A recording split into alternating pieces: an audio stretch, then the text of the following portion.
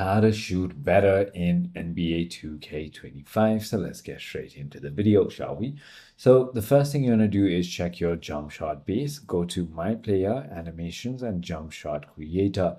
Choose a jump shot base you are comfortable with when it comes to the players. Then you want to customize your release. Set your release 1 and 2 or set your release 1 and release 2. Find a blend that gives you a smooth and fast release.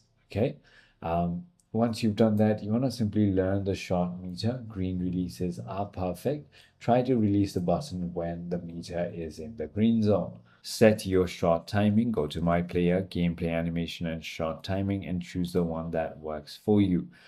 You want to also go ahead and take good shot selection. So good shot selection lead to a better percentage, like for example, open shots, catch and shoot, shots in your hot zone. Also equip shooting badges. Get and upgrade shooting badges to improve consistency and practice in the gym. I hope this video clarifies everything for you. If you have further more queries, feel free to comment down below and I'll see you on the next one.